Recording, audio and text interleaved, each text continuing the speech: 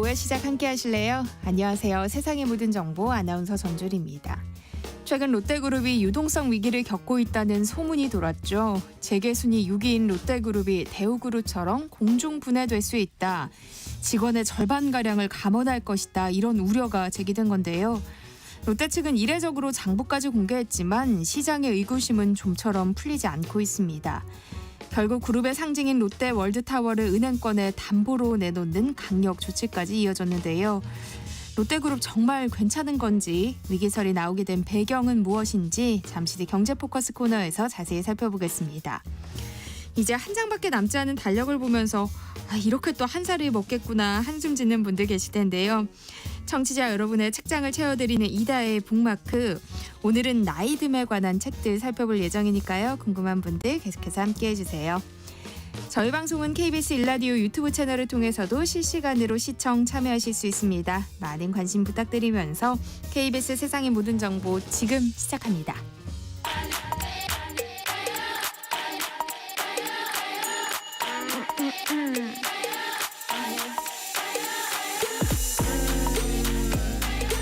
혹시 뉴스 빠뜨리셨나요? 한낮에 전해진 소식들 꼼꼼히 정리해드리겠습니다. 오늘의 뉴스 조현정 시사평론가와 함께합니다. 안녕하세요. 네, 안녕하세요. 네, 내년도 예산안 법정 처리 시한인 오늘 국회에선 본회의가 열릴 예정인데요. 민주당이 감액 예산안을 두고 여야가 충돌하고 있어요. 네, 원래 이제 내년도 예산안을 짠다 하면은 여야가 같이 회의를 해서 어떤 거는 늘리고 어떤 건 좀 깎아보고 이렇게 논의를 하는 건데, 더불어민주당이 정부가 냈던 정부 안에서 4조 1천억 원을 감액하는 예산안을 지난 예결위에서 단독으로 처리를 했고요. 오늘 그걸 본회의에 올리겠다 이런 거예요. 여야가 어제도 만났었는데 서로 계속 협상 파행 책임만 미루면서 니 탓이다 이렇게 공방을 이어갔는데, 마주 앉아서 해법을 모색할 마지막 시간마저도 허공에 날렸다는 비판이 나오고 있습니다. 근데 이게 좀 야당 단독으로 예산안 수정안으로 올리는 거는 사상 초유의 일이거든요. 그런 무리한 모습을 야당은 왜 이렇게 막무가내로 돈을 깎을까? 그 배경을 좀 보면은요. 깎는 게 4조 1천억 원이에요. 근데 이 돈이 다 대통령실, 검찰, 감사원, 경찰 이런 쪽에 특수활동비를 전액 삭감을 했고요. 그리고 예비비 이것도 정부가 4조 8천억 원 규모로 편성을 했는데 절반 깎아서 2조 4천억 원으로 들어간다는 겁니다. 근데 특활비나 예비비나 이게 다 미리 편성해서 이제 뭐 어떤 용처를 다 밝히는 게 아니니까 뭐 비상금, 쌈짓돈 이렇게 불려왔는데, 민주당이 어떤 걸 지적했냐면 그렇게 소중한 기밀 수사용 특활비로 공기청정기 렌털비, 휴대폰 요금 납부하고 상품권 구입에 회식까지 했다 이렇게 지적을 했어요. 그래서 야당은 특활비든 예비비든 다 쌈짓돈이니까 용처를 밝히면 증액해 줄 수 있다라는 주장이에요. 근데 왜 못 밝히느냐 이런 거고요. 여당과 합의도 안 되고 기재부도 증액에는 동의를 하지 않으니까 법정 시한 맞추려면 부득이한 조치다라는 게 민주당의 입장입니다. 왜냐하면 민주당은 또 여야 협의 안 된 예산안 가지고 매번 이 법 때문에 자동으로 정부안이 상정되는 거에 반대를 해왔었잖아요. 그래서 정부가 수정안을 낸다면 우리가 다시 만나서 좀 협상할 수 있다라면서 가능성은 열어놨습니다. 반면 여당인 국민의힘은 야당이 폭주를 벌이면서 민생 고통이 가중될 거라고 주장을 하고 있어요. 재난 재해에 적기 대응 못하게 손발을 묶는 거고 이 책임은 전적으로 민주당이 져야 된다 이렇게 경고를 했고요. 또 민주당이 사과하지 않고 감액안을 철회하지 않으면 협상도 하지 않겠다는 입장입니다. 네, 이렇게 갈등이 극으로 치닫자 우원식 국회의장이 여야 원내대표 만찬을 제안했는데요. 이 역시 성사되지 못했어요. 네, 오늘 이제 처리 시한이니까 그 앞두고 여야 간 협상을 어떻게든 중재를 해보려고 우원식 국회의장이 여야의 만찬 회동을 제안을 했어요. 그런데 국민의힘이 거절을 합니다. 민주당 마음대로 사고 쳐놓고 이제 와서 부르는 게 말이 되느냐. 한가하게 밥 먹을 때가 아니지 않느냐 라면서 추경호 원내대표 강경한 반응을 보였는데, 그러니까 국민의힘은 계속해서 민주당 우리한테 사과하고 예산안 이거 없던 일로 하지 않으면 우리는 협상조차 하지 않겠다라는 거고요. 그런데 민주당도 처음부터 이렇게 나온 이상 물러나진 않을 것으로 보여요. 지금 와가지고 갑자기 사과하고 이거 예산안 없던 일로 하겠다라고 할 거였으면은 애초에 이렇게 안 했겠죠. 근데 나중에 어떤 협상 카드를 쓸지 모르지만 일단 지금 당장은 민주당은 당에서 그 이재명 대표가 제일 강조해왔던 지역화폐 예산도 포기하겠다는 거예요. 왜냐하면 그 예산안을 증액하는 데는 여야 합의가 또 필요하기 때문에 이거 그럼 버리더라도 우리 다 삭감해 버릴 거다 이런 거고요.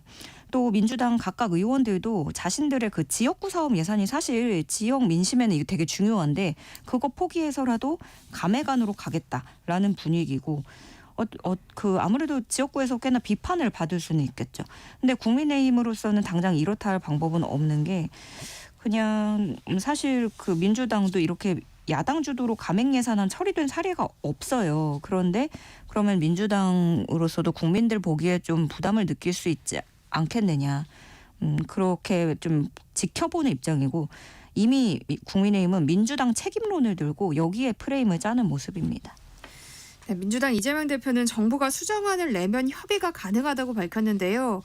대통령실은 감액안부터 철회해야 한다는 입장이에요. 네, 계속해서 좀 민주당 너희 맘대로 했으니까 이거 다 그럼 너희 책임이다 이런 식으로 좀 프레임을 가져가는 거고 여당과 마찬가지로 대통령실도 그래서 국민들에게 피해와 문제가 발생할 경우 이것은 전적으로 야당인 민주당의 책임이다. 이렇게 경고했어요. 또 최상목 경제부총리 겸 기획재정부 장관도 야당의 감액안은 근거도 제시 못하는 허술한 예산이고 전례 없는 단독 감액안을 철회하고 진정성 있는 협상에 임해주시길 촉구한다 밝혔습니다. 그런데 민주당 이재명 대표는 그러니까 정부가 증액을 원한다면 수정안 갖고 와라. 그거 제시하면 협의할 수 있다. 이렇게 밝혔지만 대통령실은 아니다. 감액안부터 너희 먼저 철회를 해라. 철회하지 않으면 협상도 없다. 이렇게 서로 그냥 강대강으로 가고 있습니다. 네, 이런 가운데 비트코인과 같은 가상자산에 세금을 매기는 법안이 논란 끝에 또다시 연기됐어요. 네, 정부 여당이 주장해왔던 게 가상자산 과세 2년 유예론입니다. 그러니까 비트코인처럼 가상자산에 투자해서 번 돈은 5천만 원까지는 세금을 매기지 말자라는 게 정부 여당의 주장이었어요. 그런데 예를 들어서 엔비디아 이거는 주식이죠. 주식으로 250만 원 벌면 세금을 내요. 그런데 코인으로 5천만 원 벌면 세금을 아예 안 낸다. 영원이다. 이러니까 이거 좀 문제가 있지 않느냐라는 얘기가 나온 거고 실제로 이 공제한도 5천만 원까지 걸어두는 거는 다른 해외 주식이나 뭐 파생 상품 다 합쳐서 이런 금융 상품들 다 여기에 적용되는 공제 한도하고 비교했을 때 굉장히 낮은 거예요. 코인만 좀 예외적인 거죠. 그렇다면 자칫 코인 시장으로 이게 좀 투기성이 더 짙다고 보고 있는데 여기에 자본이 몰릴 수도 있겠다라는 우려가 나왔던 거고 반대로 그럼에도 불구하고 코인 시장을 5천만 원이든 1억이든 1천만 원이든 일단 과세 대상으로 들여놓게 하는 것부터가 시작이다. 그거부터가 중요하다라는 주장도 있었어요. 근데 어쨌든 간 정부 여당이 유예하자라고 했던 걸 민주당이 결국에 동의를 했고 유예를 하기로 한 건데 정치권에서 뭐 여러 이유를 들고는 있지만 결국엔 금투세랑 같은 거죠. 중도 확장이랑 명분이 있고 표심이 있기 때문에 민주당도 우클릭하면서 반대 여론의 백기를 들었다. 좀 이렇게 볼 수 있겠고 그러면서도 민주당은 상속 증여세를 인하하는 내용에 대해서는 부결할 방침이라고 밝혔습니다. 이 가상자산 과세안이 2020년에 처음으로 도입이 됐는데 제대로 하진 못했어요. 2021년, 2022년 다 미뤄졌고 이번에 세 번째로 유예를 하면서 2027년으로 미뤄지게 됐습니다. 네, 오늘 국회 본회의에서는 감사원장 탄핵 소추안이 보고될 예정이죠. 네, 이창수 서울중앙지검장 비롯한 검사 3명 그리고 최재해 감사원장에 대한 탄핵 소추안 보고가 이루어질 예정입니다. 이 서울중앙지검장 등 그 지검 검사 간부들에 대한 탄핵 같은 경우에는 그 민주당이 도이치모터스 주가 조작 의혹 사건과 관련해서 김건희 여사에게만 불기소 처분하고 너무 봐주기 수사하고 있다라는 것에 대한 책임을 묻는 거고요. 감사원이 최재해 감사원장 같은 경우에는 민주당이 5가지 탄핵 사유를 들었어요. 먼저 대통령 관저 이전 부실 감사 의혹과 국정감사 과정에서의 자료 미제출 이 부분이 법 위반 소지가 다분하다는 게 민주당 주장이고 더불어서 문재인 전 정부에 대한 표적 감사, 서해 피살 공무원 사건 감사, 그리고 독립성을 부정했던 감사원장의 발언 이게 문제가 되고 있다라면서 탄핵 사유로 5가지를 들고 있는 건데요. 이 국회법에 따르면 만약에 이제 오늘 본회의에 보고가 되면 24시간 이후 그리고 72시간 이내 투표로 표결을 해야 돼요. 이 기간 내에 표결하지 않으면 이게 폐기가 되는 거고 그렇기 때문에 민주당은 오늘이 2일이니까 오늘 본회의에 올리고 4일에 본회의에서 탄핵소추안을 표결하겠다라는 거고요. 만일 탄핵소추안이 가결되면 이분들의 직무는 정지가 됩니다. 감사원장 탄핵은 헌정사상 처음 있는 일인데요. 여당은 입법 테러라며 반발하고 있어요. 네, 추경호 국민의힘 원내대표는 국정을 흔들고 정부를 무력화시키기 위한 막가파식 정치폭력이라고 비판을 했습니다. 민주당이 4일 본회의에 표결을 한다는 거고 국민의힘은 그래서 그때까지 대국민 여론전에 나설 방침이에요. 대통령실 관계자도 법 집행기관에 대한 민주당의 무분별한 탄핵 추진은 헌법 질서를 유린하는 정치적 탄핵 행위다 이렇게 비판을 했고요. 그리고 이 검사들 고위 간부 검사들 탄핵하는 거에 대해서는 야당 방탄을 위해서 피고인이 검사를 탄핵하겠다는 것이고 명백한 보복성 탄핵이다 이렇게 얘기를 하고 있습니다. 또 무엇보다 대통령실은 그 야당이 추진한 상설특검 후보자 추천 내용이죠. 그 국회 규칙 개정안 이게 상설특검 후보자 추천할 때 그 대통령 관계자 조사를 할 때는 여당 추천위원을 2명 뺀다라는 내용인데 대통령실은 이것도 위헌적이고 위법성이 있다라고 얘기를 하면서 특검이 안 되니 위헌적인 상설특검을 들고 나온 것이다 이렇게 비판하고 있습니다. 감사원이 오늘 긴급 브리핑을 열었죠. 네, 최다령 감사원 사무총장이 브리핑 자리에 섰는데요. 여러 가지 해명을 내놨어요. 그러니까 민주당의 주장에 대해서 그 감사원이 전 정부에 대해서는 표적 감사를 하고 현 정부는 봐주기를 하고 있다라는 것이 탄핵 사유라고 알고 있는데 그렇지만 감사원은 어느 정부를 막론하고 정치적 고려 없이 공정하게 감사를 하고 있다 이렇게 해명했습니다. 그러면서 정치적 중립성을 위배했다는 주장엔 동의할 수 없고 서해 공무원 피살 사건, 또 국가 통계 조작, 전현희 전 권익위원장 감사 등이 정치 감사라고 거론이 되지만 이 부분도 문제가 없다라고 주장을 했고요. 헌법상 독립기구 수장인 감사원장에 대한 탄핵 시도를 당장 멈추어달라면서 호소했습니다. 한낮의 교양 파트너 지금 여러분께서는 세상의 모든 정보와 함께하고 계십니다. 네, 여야 의정 협의체가 출범 20일 만에 결국 활동을 중단하게 됐어요. 네, 국민의힘과 정부 또 의료계에서는 대한의학회, 의대협회 이렇게 참여를 했는데 1시간여 만에 회의 끝내고 결국에는 파행, 활동 중단을 선언했습니다. 그 문제는 역시 의대 정원이었어요. 내년도 의대 정원부터 수정해야 된다라는 거였는데 여기서 이견을 좁히지 못했고 여당 대표는 의료계가 내년도 의대 정원 변경 지속적으로 요청해왔지만 입시가 상당히 진행된 걸 감안하면 수용하기 참으로 어려운 요구였다. 이렇게 밝혔어요.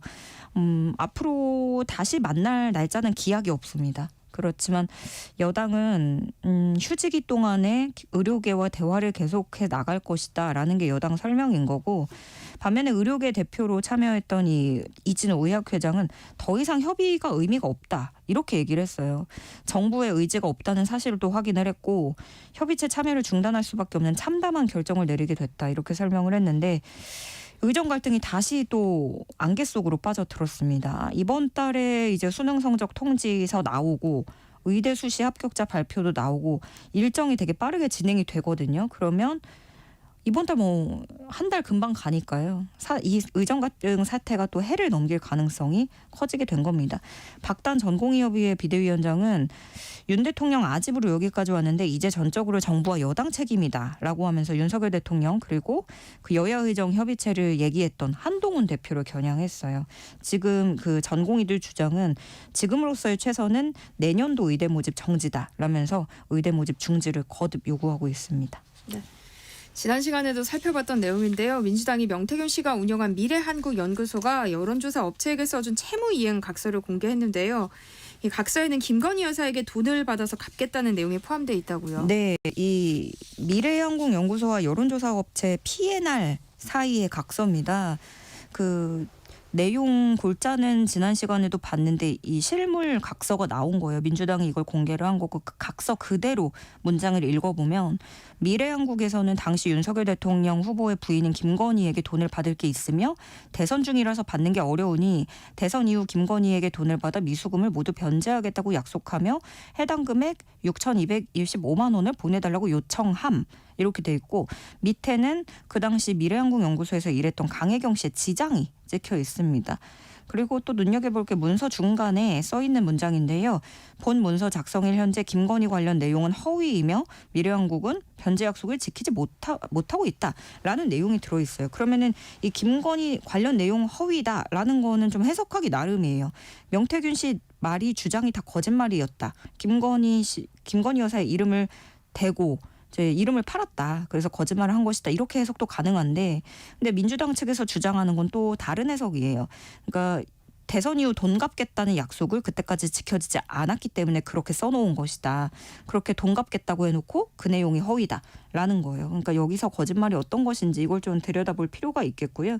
앞서 강혜경 씨 같은 경우에는 검찰 조사에서 진술할 때 여론조사 업체가 대금 지불 돈 달라고 요청할 때마다 명태균 씨가 김건희 여사에게 돈 받아서 갚겠다는 취지로 말했다라고 진술한 것으로 알려졌고요. 그리고 더불어민주당은 또 추후 예고한 게 있는데 실제로 대선 직후에 명태균 씨가 돈 받으러 그 윤석열 당시 후보 자택이죠. 아크로비스타에 방문했던 것도 사실로 확인이 됐으니까 이 근거는 추후 공개하겠다. 이렇게 민주당은 밝힌 상태입니다. 지난 주말 서울 광화문 일대에선 김건희 여사 특검법 수용을 촉구하는 장외 집회가 열렸는데요. 이재명 대표도 참석한 것으로 알려졌죠. 네, 지금 민주당이 지난 2일부터 시작해서 매 주말마다 장외 집회 열고 있습니다. 이번이 5번째 장외 투쟁이었고요. 이재명 대표 비롯해서 박찬대 원내대표, 김민석 최고위원 등등 당 지도부가 대거 참석했습니다. 이 민주당은 국회에서는 또 법안을 밀어붙이고 있고 장외에서도 이렇게 광범위하게 대통령실을 압박하고 있는데 국민의힘은 민주당이 이번에도 장외 집회를 열어서 시민의 소중한 휴일을 망쳤다. 이렇게 규탄하고 있습니다. 오늘의 뉴스 여기까지 하겠습니다. 조현정 시사평론가와 함께했습니다. 고맙습니다. 네, 고맙습니다. KBS 1라디오 세상의 모든 정보 함께하고 계신 지금 시각은 12시 37분입니다. 이 시각 교통정보 알아봅니다. 네, 먼저 서울 시내 집회 상황인데요. 여의도 국회의사당 4번 출구 앞 오늘 오후 1시부터 집회를 예정되어 있습니다. 3번 출구 앞 집회 설치 작업으로 하위 3개 차로가 통제되고 있고요. 강변북로 구리 쪽입니다. 한강대교에서 동작대교 사이 1차로는 고장난 차가 서 있습니다. 다른 차로로 변경이 필요하겠고요. 마포대교에서 원효대교 사이는 작업으로 1차로 막혀 있습니다. 올림픽대로 공항 쪽인데요. 강동대교에서 암사대교 사이 4차로는 작업을 하고 있어서 미리 다른 차로로 변경이 필요하겠습니다. 다음은 경부고속도로 서울 쪽인데요. 달리네 고개에서 반포까지 정체고요. 10km 가까이 막히고 있습니다. 반대 부산 쪽 상황은 오산부터 정체가 시작됐습니다. 남사부근까지 이 정체가 이어져 있고요. 옥산 분기점에서는 중형 화물차 고장나 있으니까요. 주의하시기 바랍니다. KBS 교통정보센터였습니다.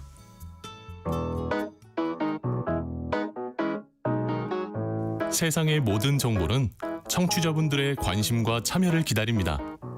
방송 들으시면서 궁금한 점이 있거나 의견 공유하고 싶은 분들 계시면 문자 보내주세요. 추첨을 통해 모바일 쿠폰 보내드리겠습니다. 참여하실 번호는 샵 9730이고요. 짧은 문자 50원, 긴 문자 100원의 이용료가 부과됩니다. 콩 게시판을 통해서는 무료로 참여하실 수 있고요. KBS 1라디오 유튜브 채널을 통해서도 실시간으로 시청 참여하실 수 있습니다. 꼭 알아야 할 정보를 알기 쉽게 전달해드리는 시간이죠. 세상의 모든 지식. 월요일은 경제포커스 KBS 강푸른 기자와 함께합니다. 어서 오세요. 안녕하세요. 네, 최근 롯데그룹이 공중분해될 수 있다는 위기설이 증권가를 떠들썩하게 했어요. 제2의 대우가 되는 게 아니냐 이런 우려까지 나왔는데요. 어쩌다 이런 이야기가 나오게 된 건지 궁금한 게 많아요. 그렇습니다. 지금 이 롯데그룹의 위기를 설명하려면 이 궁금증을 풀어보려면 시간을 꽤 많이 거꾸로 돌려야 할 것 같은데요. 일단은 지난달 중순 소위 말하는 이 찌라시 형태로 퍼진 유동성 위기설부터 설명을 시작해보면 좋을 것 같습니다. 네, 결국 위기설이 사실로 드러난 거잖아요. 이게 처음에는 SNS에서 떠도는 그냥 받은 글, 줄여서 받글 형태로 먼저 유포가 됐죠.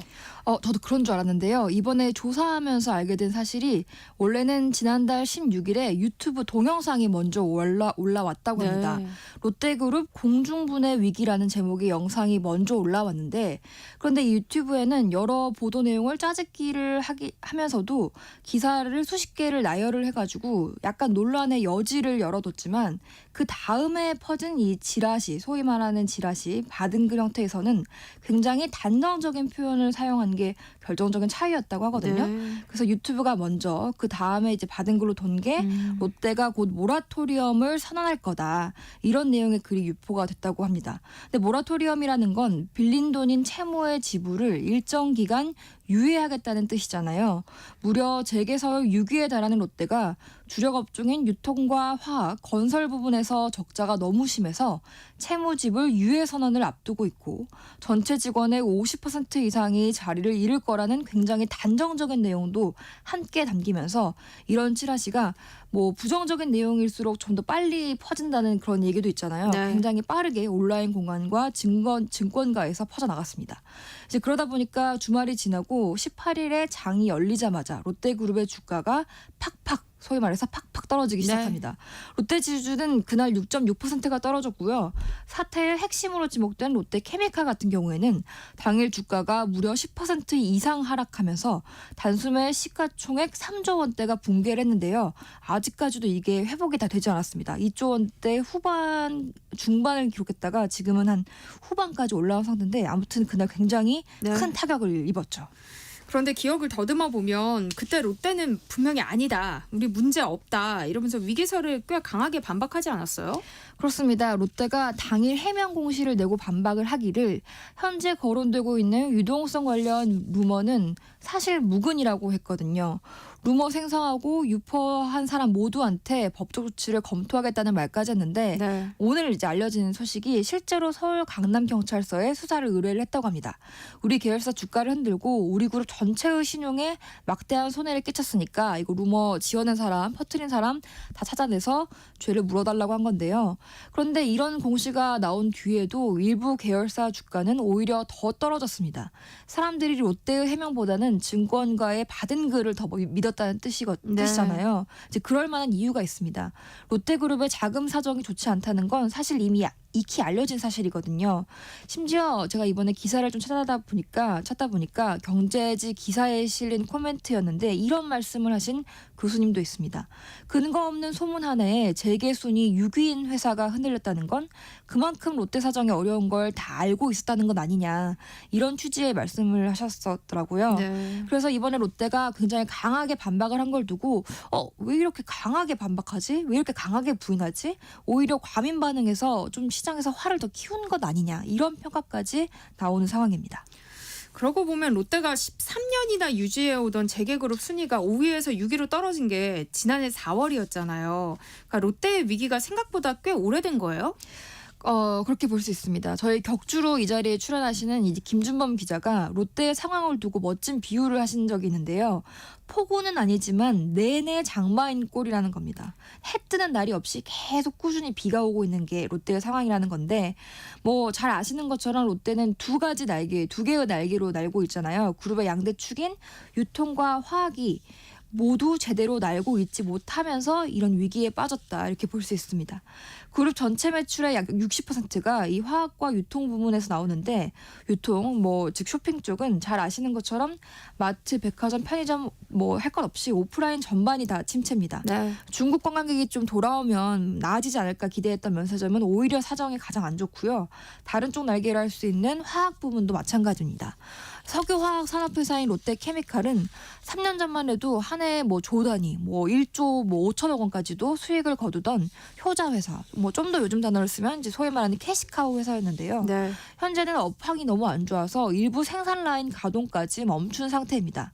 왜 그렇게 된 거냐 궁금해하실 텐데 네. 우선 2022년 이후에 러우 전쟁이 터졌고요.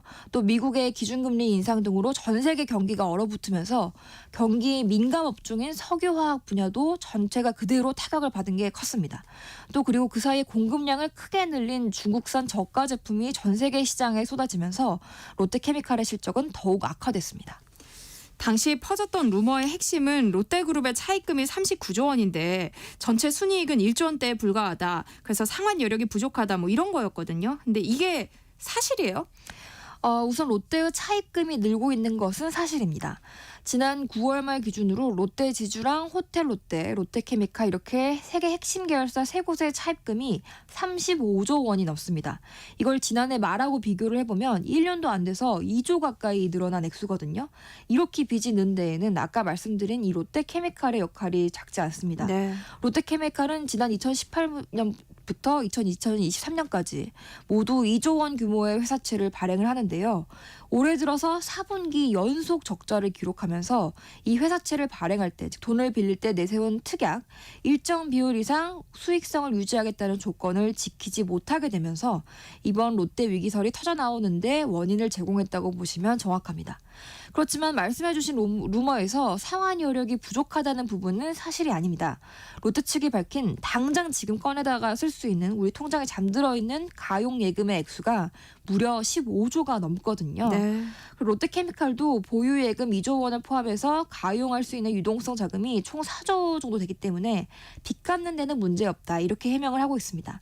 그래서 뭐가 사실이고 뭐가 거짓이냐 정리를 좀 해보면 찌라시에 담겼던 내용 중에 12월 모라토리엄 선언설, 그다음에 롯데건설 미분양으로 계열사 간 연대보증 치명타, 전체 직원 50% 이상 감원 예상, 뭐 이런 내용 등 뭐 좀 자극적이었던 내용은 좀 모두 거짓이다. 이렇게 보시면 좋을 것 같습니다. 근데 기업이 이렇게 총 자산까지 공개하면서 해명에 나서는 게 흔한 일은 아니라고 하더라고요. 그럼 139조 원에 이르는 롯데그룹 자산이 있으니까 이번 위기도 그냥 무사히 넘길 수 있는 걸까요? 우리가 자산이라는 개념을 좀 생각을 한번 해봐야 될 것 같아요. 약간 딴 얘기처럼 들릴 수는 있는데 우리가 아파트 집값, 내 집값이 오르면 괜히 흐뭇하고 좀 부자가 된 것 같고 그렇긴 하지만 시세가 10억이든 20억이든 그 돈이 진짜 내 돈이려면 일단 뭐 집을 팔아야 되는 거 아니겠습니까? 네. 온 가족이 집 팔고 뭐 차에서 잘 거 아니면 시세가 얼마든 뭐 그거는 뭐 그냥 없는 돈으로 생각하라는 말을 제가 옛날에 한 방송에서 연예인이 하는 걸 들은 적이 있는데 이 자산이라는 개념도 마찬가지입니다. 롯데가 밝힌 롯데그룹의 총 자산은 지금 말씀해 주신 것처럼 139조 원인데요. 자세히 들여다보면 보유한 주식 가치가 47조 5천억 원으로 평가가 되는 거고 부동산 가치도 10월 평가 기준으로 56조 원으로 잡히는데 이것들도 모두 팔아야 돈이 되는 자산인 만큼 롯데가 소유한 여러 계열사나 부동산을 두고 지금 매각 가능성이 연달아서 제기되는 상황입니다. 그럼 어떤 회사들이 먼저 얘기가 나왔는지 궁금한데요.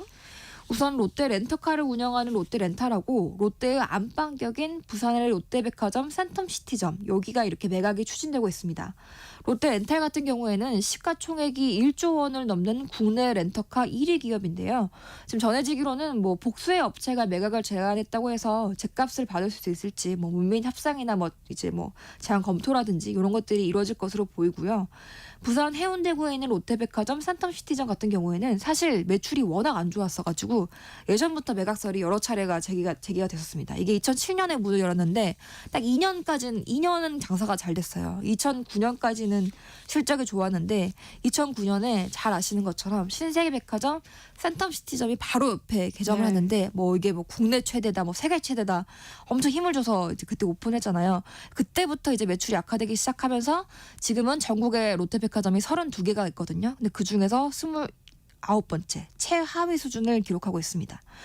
하지만 예전에는 그래도 부산이 롯데한테 어떤 곳인데 우리에게는 실질적 연고지 아니냐 여기서 철수할 수는 없다 이런 판단에서 번번이 이 센텀시티점 매각설을 일축을 했었는데 지금 얘기가 나오기로는 아예 폐점을 한 다음에 이거를 어떻게 잘 부동산을 개발해서 매각하는 안에 무게를 두고 있다고 합니다. 이제 바로 옆에 신세계 센텀시티점은 연매출 2조 원을 찍을 만큼 워낙 장사가 잘 되다 보니까 계속 이걸 우리가 쇼핑센터로 이제 쇼핑몰 형태로 놔두고 경쟁을 붙이기에는 한계가 있다고 보는 것 같은데요. 근데 아무리 뭐 부동산 개발 잘 해가지고 판다고 하더라도 이것도 예상 매각 비용이 최대 3천억 원으로 그렇게 크지는 않습니다. 그래서 함께 얘기가 나오는 게 롯데백화점 일산점이랑 부산 동래점도 같이 폐점이 검토되고 있다고 하고요. 뭐 그룹의 근간이라고 할 수 있는 뭐 잘 아시겠지만 롯데 같은 경우에는 이제 껌 같은 걸로 처음에 이제 일으킨 회사잖아요. 네. 그런 식품 부문도 종류별로 조각조각 나눠서 개별 매각 가능성이 있다고 합니다. 최근에는 그룹의 상징이나 다름없는 롯데타워까지 담보로 내놨다는 소식이 전해졌어요. 그렇습니다. 잠실의 랜드마크죠. 뭐 그 근방만 가도 워낙 잘 보여가지고 굉장히 별명이 많은 이 롯데타워는 파리의 에펠탑 같은 타워를 만들고 싶다. 한국 최고, 아시아 최고의 타워를 짓고 싶다라는 이 창업주 신격호 롯데 초대 회장의 뜻에 따라 만들어진 건물입니다. 2017년 개장하기 전까지 건축비만 4조 5천억 원이 들었어요. 그룹의 자존심이자 상징, 그리고 또 신격호 회장의 마지막 유산으로 꼽힙니다. 그래서인지 롯데타워는 그동안 어떤 금융회사에도 담보로 나온 적이 없는데요. 네. 현재 6조 원 정도의 가치가 있는 걸로 평가되는 이 롯데타워까지 담보로 내놨다는 건 그만큼 롯데그룹의 상황이 심상치 않다는 뜻이 될 겁니다. 롯데타워는 그룹 중에서도 롯데물산의 소유인데요. 일단 롯데물산은 신용 위기에 처한 롯데케미칼을 위해서 이 타워를 은행에 담보로 내놓고 롯데케미칼 회사채에 보증을 서줄 예정입니다. 그러면 롯데케미칼 채권 신용도가 올라가는 효과가 있고요. 만기 연장 가능성도 커지거든요. 롯데는 이를 두고 최근 불거진 위기설에 대해 그룹이 직접 나서서 책임지고 해결하겠다는 그룹 차원의 강력한 시장 안정화 의지를 담은 대책이라고 설명했습니다. 하지만 뭐 매각을 하든 담보를 제공하든 그게 뭐 근본적인 해결책이 될 수는 없잖아요. 이 장기화된 실적 부진에서 벗어나는 게 일단 롯데의 당면 과제일 것 같은데요. 맞습니다. 롯데가 위기인 건 앞에서 살펴봤듯이 뭐 돈이 부족해서는 아닙니다. 뭐 돈이 부족해서 진짜 부도가 날까봐 그걸 걱정하는 상황은 아니라는 건데 네. 진짜 위기는 부진한 실적을 헤쳐나갈 돌파구가 딱히 보이지 않는다는 데 있습니다. 롯데도 이를 알고 이미 지난 8월부터 비상경영 체제에 돌입을 했는데요. 한 3개월 해봤더니 이걸로는 좀 부족하다라고 판단을 한 것 같아요. 위기설 열흘 뒤인 지난달 28일 CEO 21명을 한꺼번에 교체하는 역대 최대 규모의 인사를 단행했습니다. 일단 좀 사람부터 바꿔보자는 뜻이겠죠. 제가 계속 이번 사태의 핵심이라고 말씀드렸던 화학부문은 일단 화학부문 전체를 총괄하는 총괄 대표부터 물러납니다.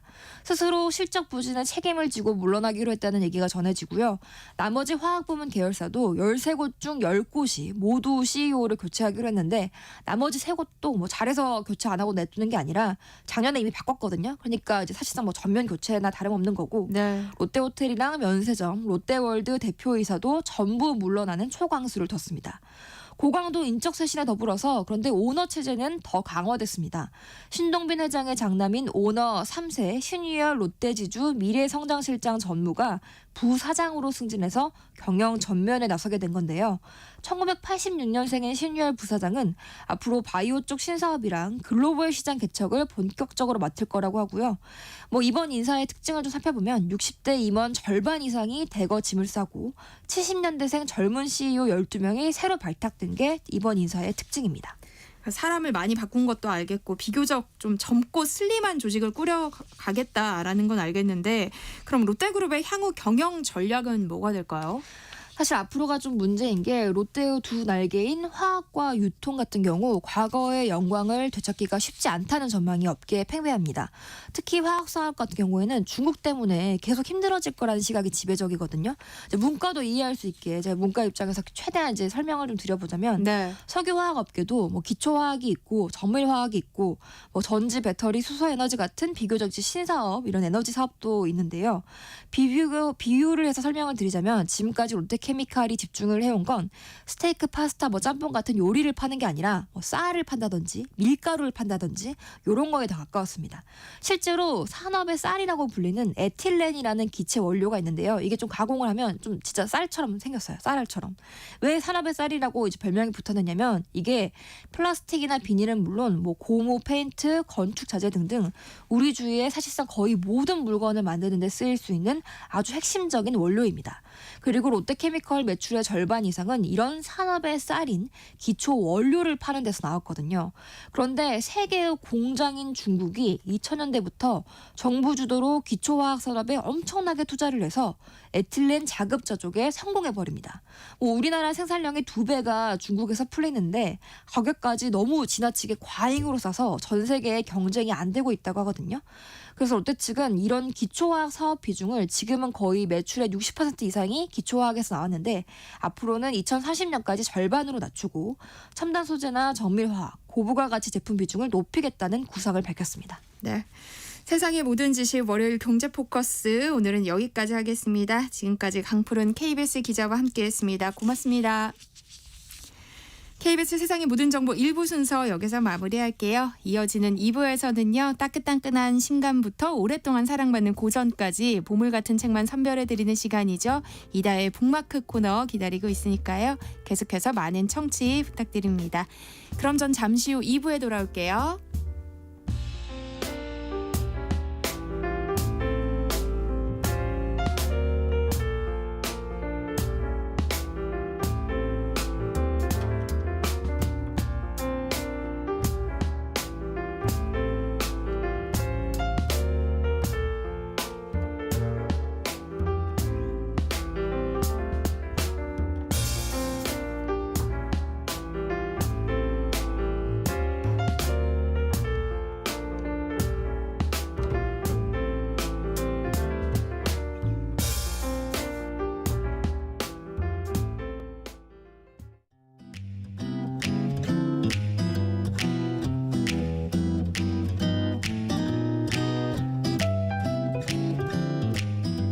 안녕하세요. 바른말 고운말입니다. 어린 반푼어치도 없다. 이 관용구 들어보셨죠? 몹시 부당하거나 터무니없는 말을 하는 것을 이르는 표현인데요. 여기서 반푼어치는 띄어쓰기를 어떻게 해야 할지 오늘은 알아보겠습니다. 어치란 것은 금액을 나타내는 명사 또는 명사구 뒤에 붙어서 그 값에 해당하는 분량의 뜻을 더하는 전미사입니다. 예를 들어 사과를 10,000원어치 샀다고 하면 10,000원에 해당하는 분량의 사과를 샀다는 뜻이겠죠. 이 경우에는 만과 원어치를 띄어서 씁니다. 따라서 반푼어치의 경우도 반과 푼어치를 띄어서 씁니다. 어치가 붙은 말로 값어치와 돈어치 같은 것도 있는데요. 값어치는 잘 아시는 것처럼 일정한 값에 해당하는 분량이나 가치란 뜻으로 값어치가 있다, 값어치가 떨어지다처럼 쓰죠. 또 돈어치는 돈의 가치에 맞먹는 분량이나 정도란 뜻입니다. 그리고 어치와 비교할 수 있는 것으로 짜리라는 전미사가 있습니다.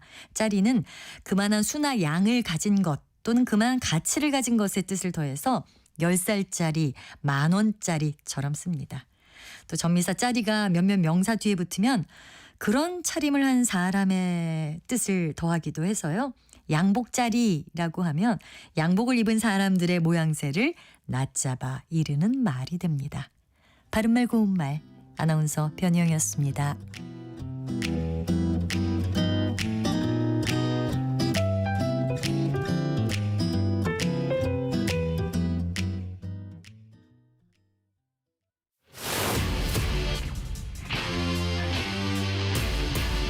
토론에 정답은 없습니다.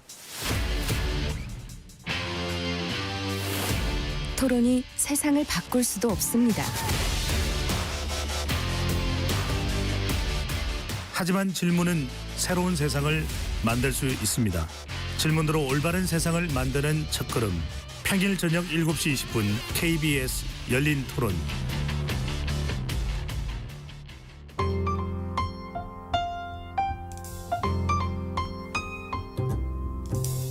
어떤 하루 보내고 계신가요? 눈코 뜰 새 없이 바쁘게 지나가는 한 주. 월요일부터 금요일, 매일 밤 10시부터 12시까지는 오롯이 당신만을 위한 시간입니다. 당신을 위한 지식 쉼터. 오늘 밤 일라디오.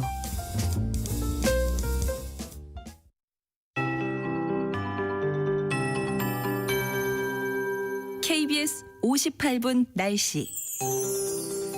현재 경기 포천, 광주, 춘천 등지로 강수가 감지되고 있습니다. 서울은 비가 그쳤고요. 오늘 이렇게 낮까지 중부지방 흐린 가운데 1mm 내외의 비 예보가 있는데요. 빗방울이 약간 지나는 곳도 있겠습니다. 남부와 제주는 막다가 차츰 흐려지겠고 밤에 제주에도 빗방울이 떨어지겠습니다.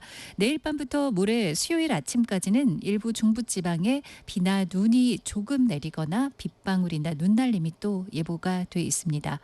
오늘 낮까지 평년을 평년을 크게 웃도는 기온이 이어지겠습니다. 하지만 오늘 밤 찬 공기가 들어와 내일부터 당분간 겨울 추위가 이어지겠습니다. 오늘 낮 기온은 서울이 13도까지 오를 것으로 전망돼 어제보다도 5도가량 높겠고요. 현재 기온은 12도대입니다. 그리고 세종시도 오늘 16도까지 오르겠고 대전, 광주, 대구 17, 강릉, 부산 18도, 제주 19도까지 오르면서 대부분 평년을 크게 웃돌겠습니다.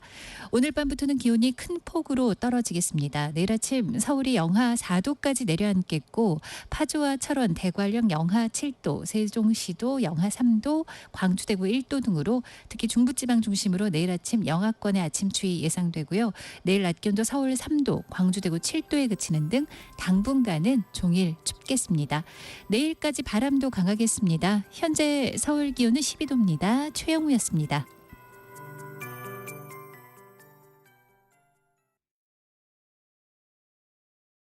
정성을 다하는 국민의 방송 KBS가 한시를 알려드립니다.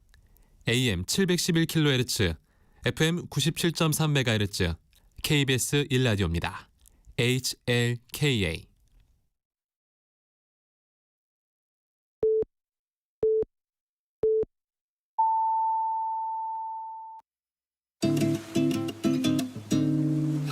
나른한 오후를 책임질 영양 만점 지식 비타민. 세상의 모든 정보.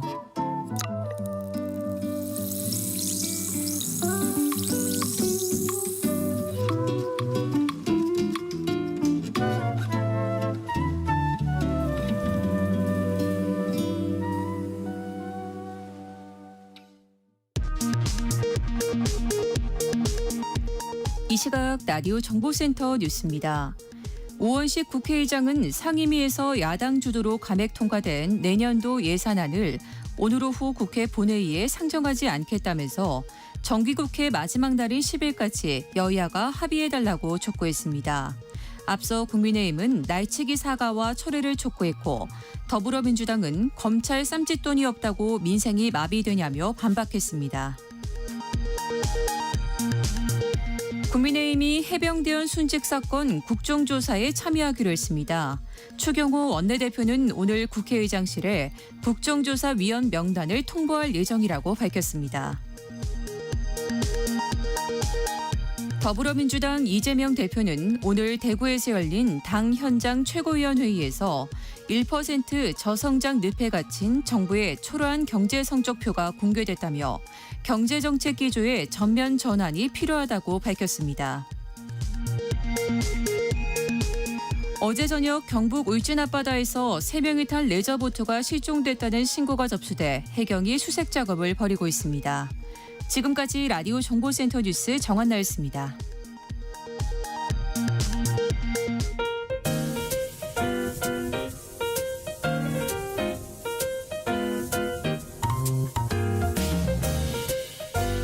정신없이 바쁜 하루, 지금 우리 주변에서 벌어지고 있는 사건, 사고 소식들 한숨 돌리며 살펴보시죠. 하프타임 뉴스 임선우 뉴스캐스터와 함께합니다. 안녕하세요. 안녕하세요. 최근 성인 자녀의 회사 생활까지 개입하는 이 과잉 양육 부모가 많아졌다고요. 네, 내 자식 귀하게 생각하는 부모맘이야 10분 이해합니다마는 다 큰 성인이 된 자녀의 직장 생활까지 감나라 배나라 하는 부모들이 많아진 요즘이라고 합니다. 실제 사례부터 몇 개 짚어보면요. 국내 한 증권회사 부서장이라고 자신을 소개한 직장인은 최근 신입사원 어머니로부터 전화 한 통을 받았다고 하는데요.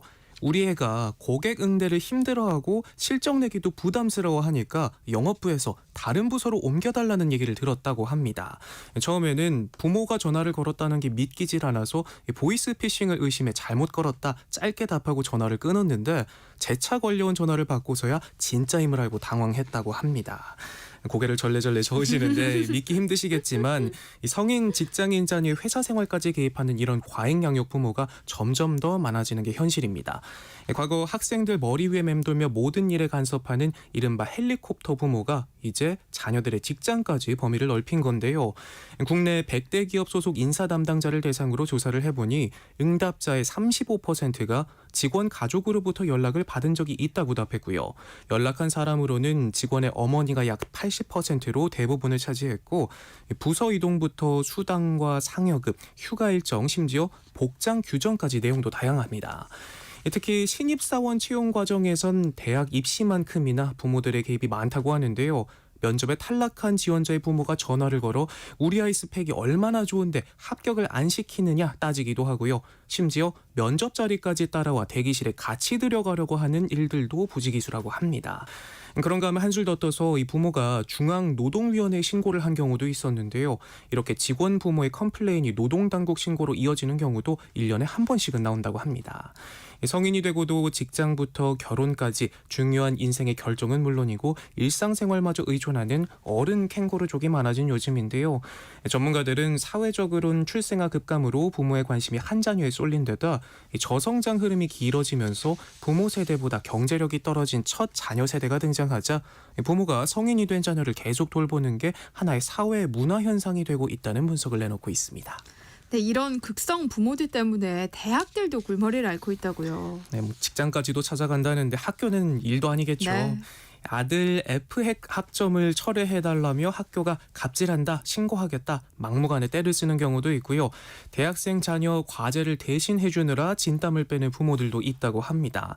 과거에는 치맛바람 같은 단어에서 볼 수 있듯이 주로 어머니가 양육의 주체 역할을 했다면 요즘 과잉 양육 현상은 주체가 아버지로까지 범위도 넓어졌다고 하는데요. 상황이 이렇다 보니 과거엔 강의 계획서에 교수 전화번호를 적는 게 필수였지만 요즘 부모들의 항의 전화가 잦다 보니 폰 번호도 감춘다고 합니다. 일부 부모는 자녀에게 이익이 된다면 집단 행동도 마다치 않고 있습니다.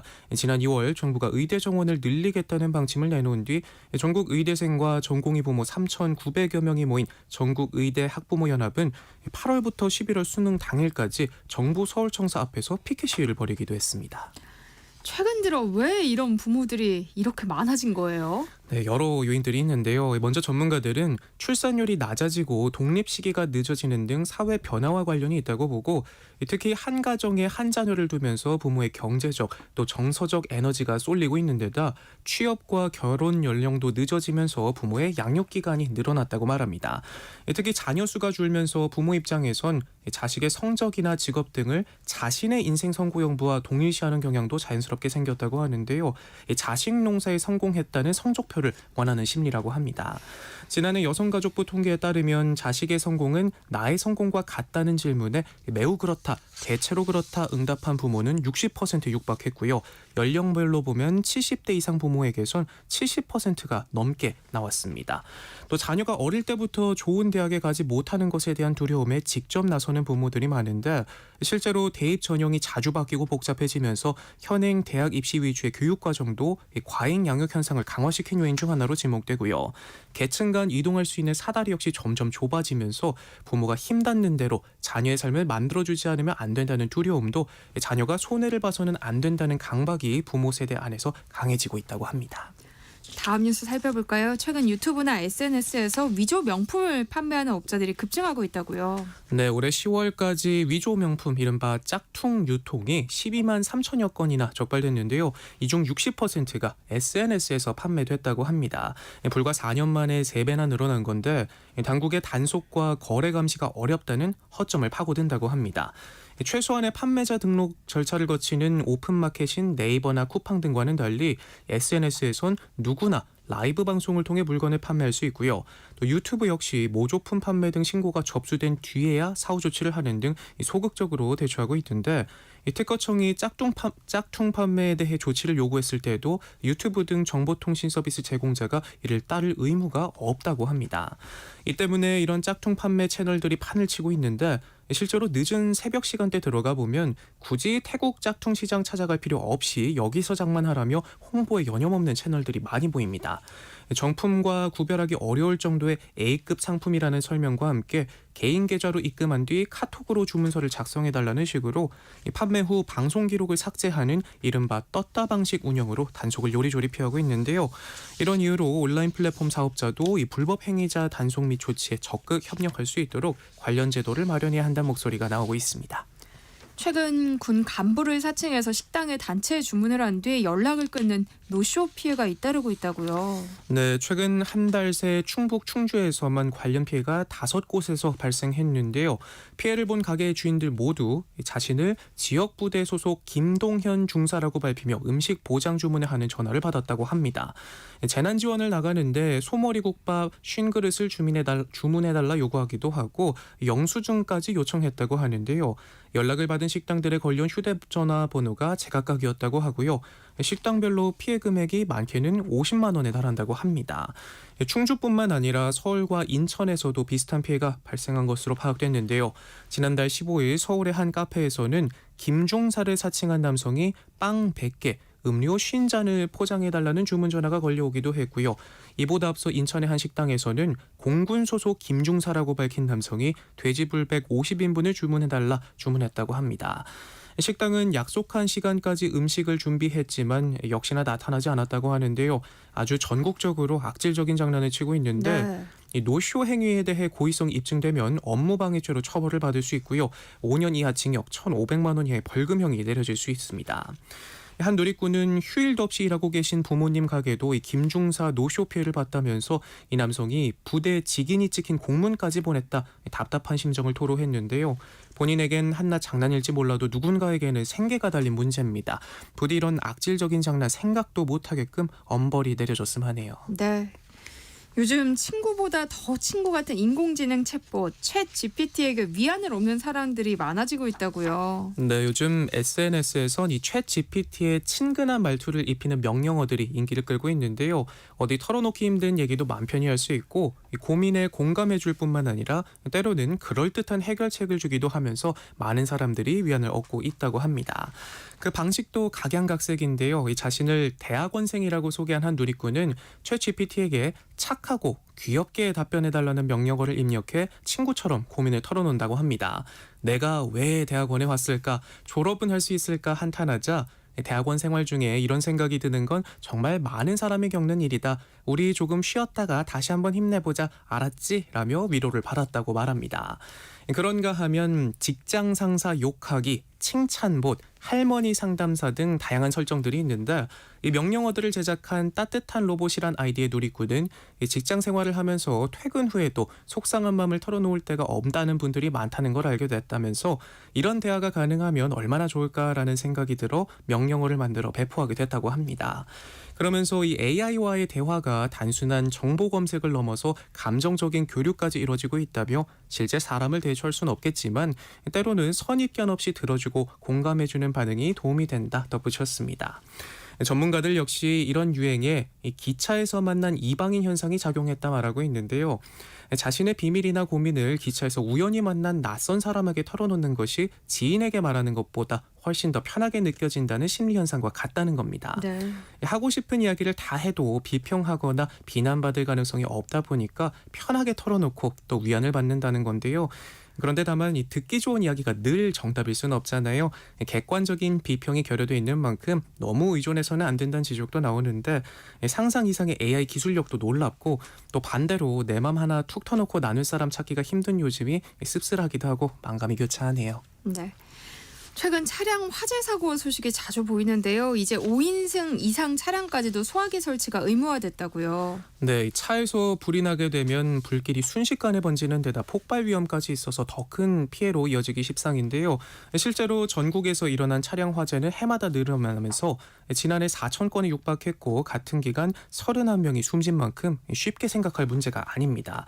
특히나 이 초기 진화가 중요한데요. 이런 이유에서 어제부터 차량용 소화기 비치 의무가 7인승 이상 차량에서 5인승 이상으로 확대됐습니다. 네. 차량용 소화기는 일반 스프레이형 간이 소화기가 아닌 자동차 겸용이라고 적힌 제품을 사용해야 하고요. 소화기는 불이 나면 신속하게 사용할 수 있도록 조수석 등 운전자 가까이 두는 것이 좋다고 하네요. 다만 이달부터 판매되거나 새로 등록하는 5인승 이상 차량만 적용 대상이어서 기존 차량은 자율적으로 소화기를 비치하는 것이 권장되는데요. 설마 나는 아니겠지 하는 생각보다 내가 아닐 이유도 없지라는 생각으로 혹시 모를 사고에 미리미리 대비해두면 좋을 것 같습니다. 저도 예전에 차 촉매가 깨져서 막힌 걸 모르고 운행하다가 실제로 불이 난 적이 있거든요. 네. 그때 캠핑 동호회에서 사은품으로 받은 소화기가 차에 있었기에 망정이지 정말 큰일 칠 뻔했는데 사고는 누구에게나 언제 어디서든 일어날 수 있으니까요. 차에 소화기 한 대씩 꼭 놔두시면 좋겠습니다. 그래야겠네요. 네. 만인의 영웅 가수 이명웅 씨의 인기가 정말 어마어마하잖아요. 그야말로 신드롬이라는 표현이 제격인데 전문가들이 이명웅 신드롬에 대해서 분석을 해봤다고요. 네, 주말 사이 한국대중음악회가 이명웅 씨를 주제로 한 학술대회를 개최했는데요. 이 자리에서 이명웅 씨가 여느 가수들과 달리 하나의 사회 현상이 됐다는 설명과 함께 그 배경을 연구한 문학의 전문가들의 발표가 이어졌습니다. 전문가들은 이명웅 씨가 이 특유의 창법과 다양한 장르를 기반으로 인기를 얻었다고 주장했는데요. 창법의 경우에는 감정을 겉으로 드러내지 않고 절제하는 방식을 사용하고 또 트로트 가수로 데뷔했지만 록 음악과 댄스 음악까지 장르를 확장했다는 평가입니다. 저는 개인적으로 이명웅 씨 노래도 실력도 너무 좋지만 이렇게까지나 큰 인기를 얻을 수 있었던 건 참 좋은 사람이다 이런 느낌이 곳곳에서 느껴지기 때문이 아닐까 싶은데요. 네. 콘서트장을 다녀왔던 분들 이야기를 들어보면 이 작은 것 하나하나에서부터 세심한 배려가 느껴진다 입을 모으고요. 또 선행도 끊이질 않는데 최근에는 자선축구대회에서 벌어들인 12억 원을 모두 기부했다는 사실이 전해지면서 실력은 두말할 것도 없고 공감하고 또 베풀 줄 아는 마음이 이명웅 신드롬이 계속되는 이유가 아닐까 싶습니다. 네. 하프타임 뉴스 임선우 뉴스캐스터와 함께했습니다. 고맙습니다. 고맙습니다. 내일 점심 메뉴 추천. 귀로 듣는 푸짐한 지식 한 상 어떠세요? 세상의 모든 정보. 아나운서 전주리입니다. 청취자 여러분의 책장을 알차게 채워드리는 이다혜의 북마크 시내 21 이다혜 기자와 함께합니다. 어서 오세요. 네, 안녕하세요. 어느덧 올해 마지막 달이 됐어요. 네, 이러다가 금방 떡국 먹고 있을 것 같아요. 나이를 또 한 살 먹을 때가 다가오고 있다 이런 생각이 들고요. 네.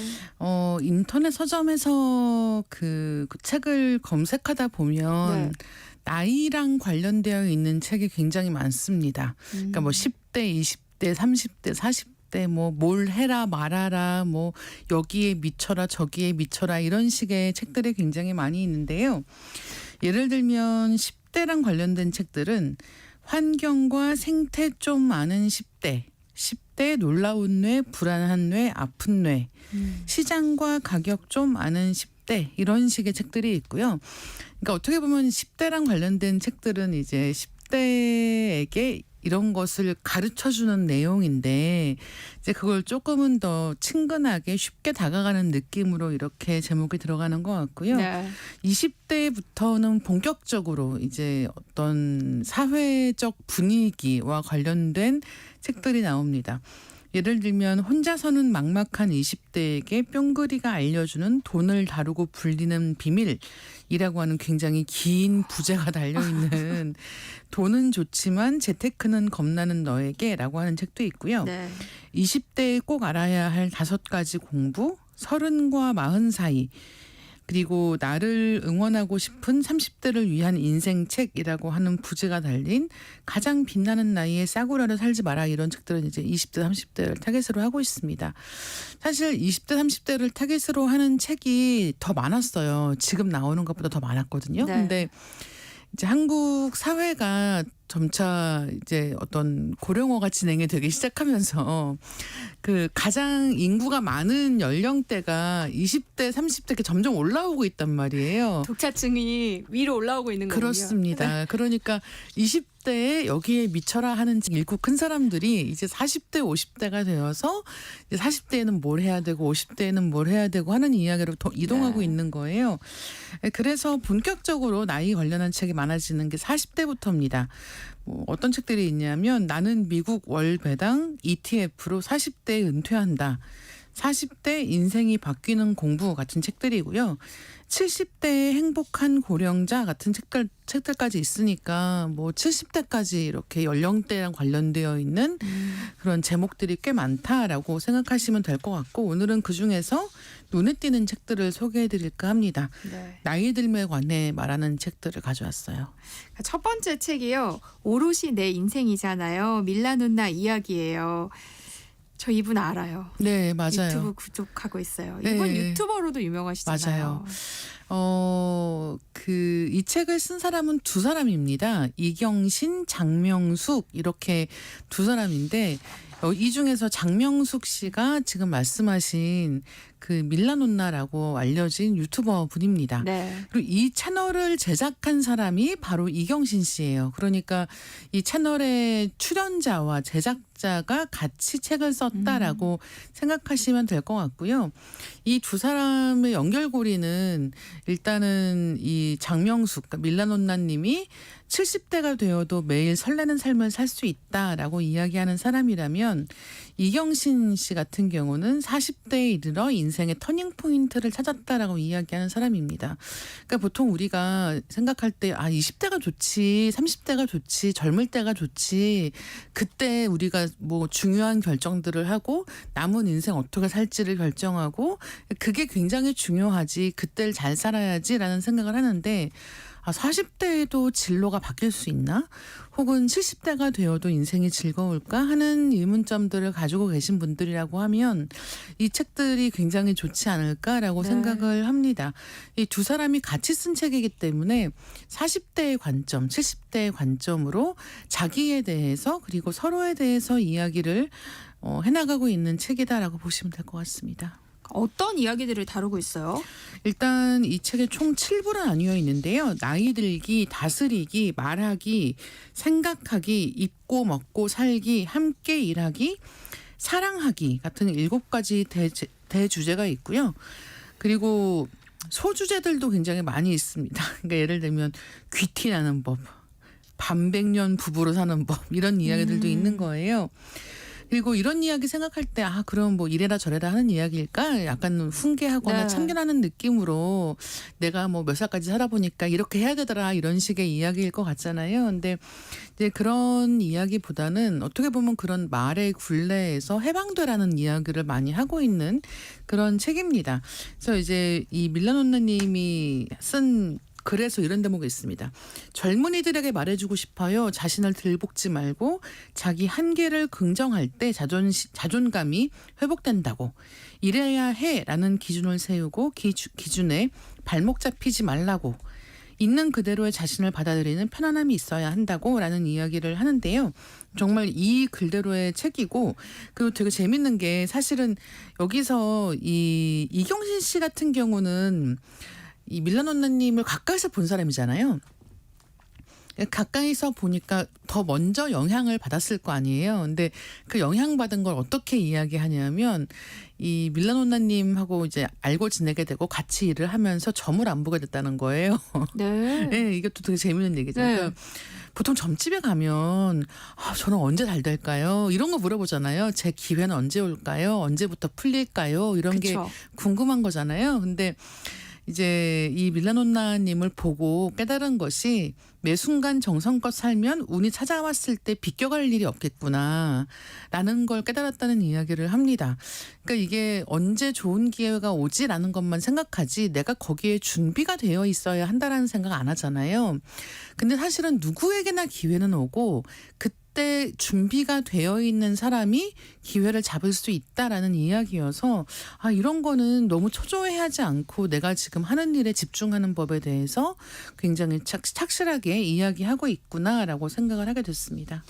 우리가 나이가 든다는 것에 대해서 좀 막연하게 공포심이 들 때가 있잖아요. 네. 근데 그럴 필요가 없다는 생각이 들게끔 만들어주는 책이 아닐까 싶어요.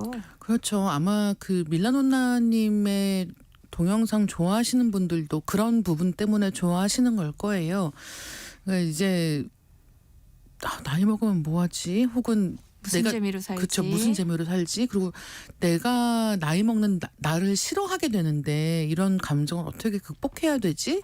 이런 여러 가지 생각을 하게 되지 않습니까? 네. 근데 이 책에서 이야기하는 나이듦이라고 하는 거는 사실은 좋고 나쁨을 이야기하는 걸 넘어서는 그냥 한 인간이 태어나서 겪게 되는 자연스러운 과정인 거예요.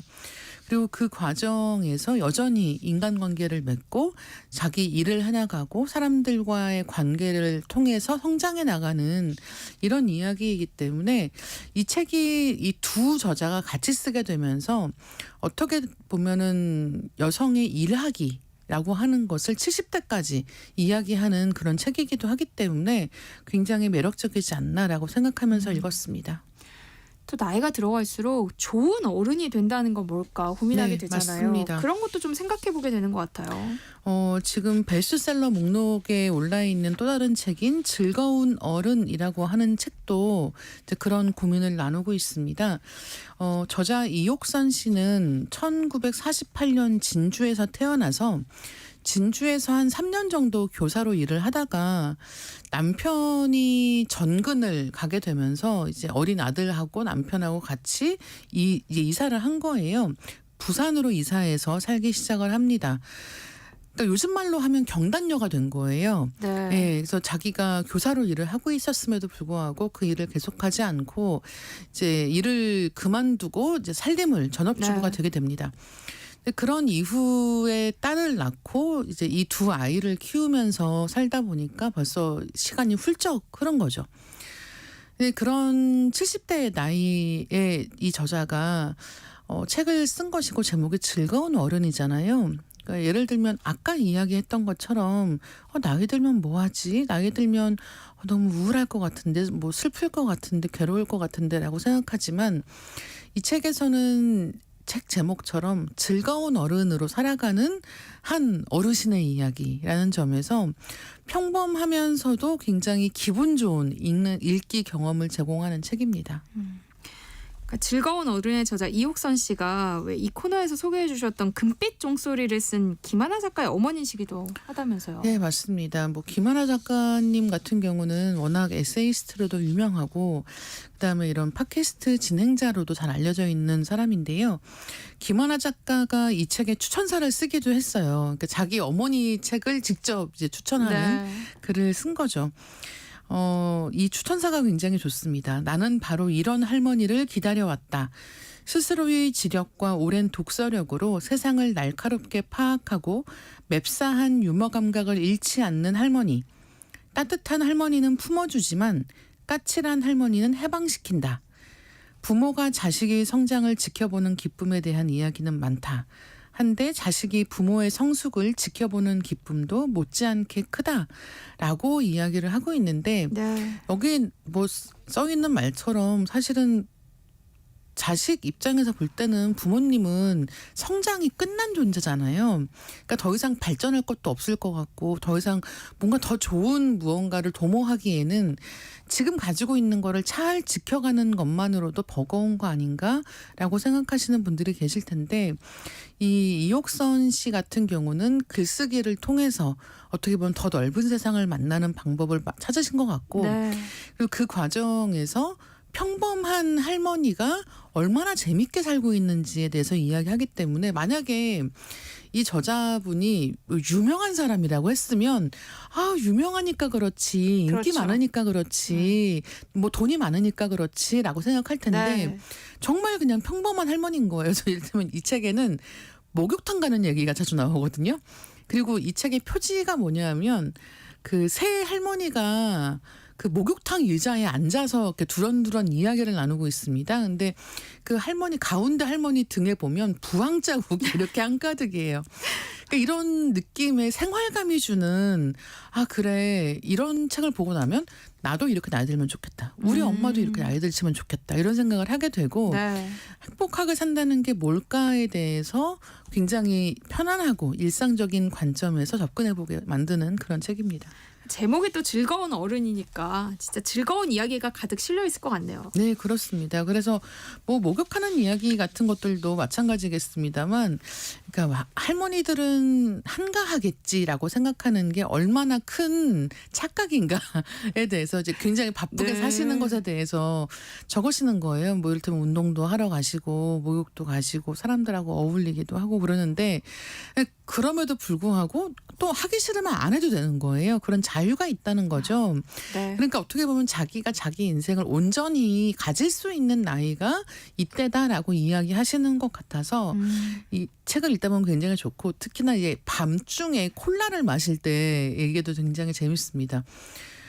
아마 요즘에 다들 콜라 몸에 안 좋은 거 아닌가 이런 생각하면서 또 한 모금 마시려고 하면 5만 가지 생각을 하잖아요. 네. 근데 이제 이옥선 씨 같은 경우는 어차피 나한테 이제 아무도 뭐라고 안 해 같은 생각으로 한밤중에 마시고 싶으면 마신다라는 이야기를 하시는 저 거예요. 못하죠. 아무도 뭐라고. 그렇죠, 그렇죠. 그래서 이제 그런 이야기들 하나하나가 굉장히 유머러스하고 재밌습니다. 그러니까 나이 듦의 즐거움이라는 것 가운데서는 또 노화를 좀 자연스럽게 받아들이는 데에서도 찾을 수 있을 것 같아요. 네, 그렇습니다. 그래서 이 책에 나오는 집안의 가훈처럼 내려오는 말이 있다는 거예요. 그게 이제 이 부산 사투리로 쓰는 만다고 이게 뭐 한다고라는 얘기인 거예요. 그러니까 네. 뭐 한다고 그렇게 뭘 하느냐라는 식의 이야기할 때 이제 만다고라고 하는 얘기 만다고? 세 글자 딱 하신다는 거죠. 네. 근데 이제 그럴 만큼 이를테면은 열심히 살아라 이런 쪽이라기보다는 오히려 좀 느긋하게 살아라라는 쪽에 가까운 거예요. 네. 그런 느긋함, 속도를 늦추는 자세 같은 것이 이 책의 굉장한 장점이 아닌가 생각하고 있습니다. 우리 다음으로 소개할 책은 또 어떤 책이에요? 인생의 절반을 지나면 누구나 철학자가 된다라는 책입니다. 흔들리는 50을 위한 철학의 지도라고 하는 부제가 붙어 있는데요. 앞에서 제가 소개해드린 책들이 그 굉장히 구체적인 어떻게 보면 일상적인 이야기들을 통해서 이 노년의 삶을 발견하게 만드는 그런 이야기들이라고 한다면 이 인생의 절반을 지나면 누구나 철학자가 된다라고 하는 책은 철학자들의 이야기를 통해서 네. 나이듦이라고 하는 것을 좀 멀리서 바라보고 생각하게 만드는 그런 책이라고 생각하시면 될 것 같습니다. 당연히 앞에 있는 두 책들처럼 유머러스하거나 하지는 않고요. 네. 근데 다만 이런 생각이 드는 거죠. 아무리 똑똑하고 그렇게 뛰어난 생각을 하는 사상가들이라고 해도 나이 드는 거 앞에선 속수무책이구나. 다 똑같은 사람이구나라는 생각을 하게 되는 거예요.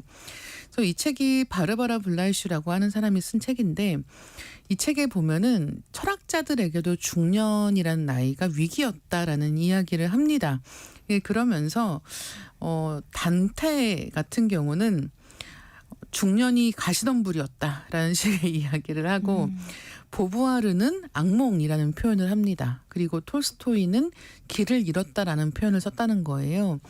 그러니까 그렇다는 것은 누구나 이 나이쯤이 되었을 때에는 내가 이제 이만큼 살아봤더니 알겠어 하는 게 아니라 오히려 앞으로를 보니까 모르겠어 하는 감정을 강하게 받았던 시기였다는 이야기를 하는 거죠. 이제 그런 것들을 통해 이 철학자들은 나이 듦에 대해서 어떤 이야기들을 했는가라는 것들을 돌아보고 그 말들을 통해서 이 나이 듦이라고 하는 게 당신에게만 오는 형벌이 아니다.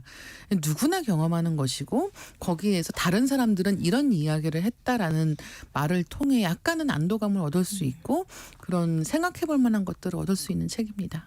그러니까 너만 힘든 게 아니라는 그쵸. 얘기를 통해서 약간의 위안을 주는 그런 책인 것 같네요. 그렇습니다. 오늘 소개하는 책들을 보면 이렇게 나이 들어가는 독자들을 위한 지혜를 전하는 책들이 많은 것 같아요. 이유가 있을까요? 네, 아까 초반에 말씀드린 것처럼 일단은 독서 인구의 고령화라고 하는 것도 하나의 이유가 되는 것 같습니다.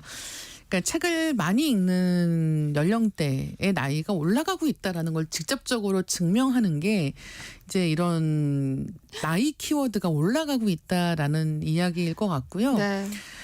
예전에는 20대, 30대에 대한 이야기였다면 요새는 40대, 50대에 대한 이야기가 많아지는 건 그래서인 것 같고 네. 나아가서 이제 70대, 그래도 더 나이가 많은 사람들이 쓴 책들이 인기를 얻는 이유는 40대, 50대 궁금해지는 나이는 이제 이 앞에 나이잖아요. 그렇죠. 그러니까 지금 어떻게 살아야 될까? 나중에 어떻게 될까라는 게 궁금해지니까 이제 이렇게 여러 가지 연령대에 대해서 나이 든다는 것에 대해서 고민하는 책들이 많이 나오는 게 아닐까라는 생각이 듭니다. 네.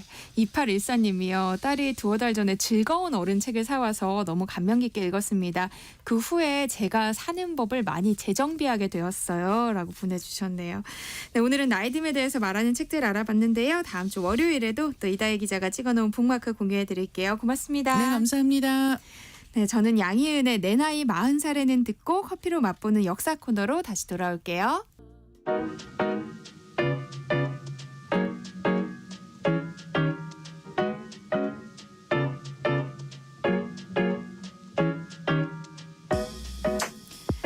나른한 오후 커피 한 잔에 담긴 향긋한 역사를 풀어드립니다. 커피로 맛보는 역사, 커피 인문학자 이기상 교수님과 함께합니다. 어서 오세요. 네, 안녕하세요. 첫눈도 왔고요. 네네. 겨울이 본격적으로 시작이 됐어요. 그러네요. 요즘은 아이스 아메리카노는 진짜 못 마시겠어요. 진짜 따뜻한 예. 커피가 생각나는 계절인데요. 네네. 오늘은 어떤 얘기 준비해 오셨을까요? 네, 오늘은 커피 브레이크, 우리 표현으로는 커피 타임 얘기를 하려고 합니다.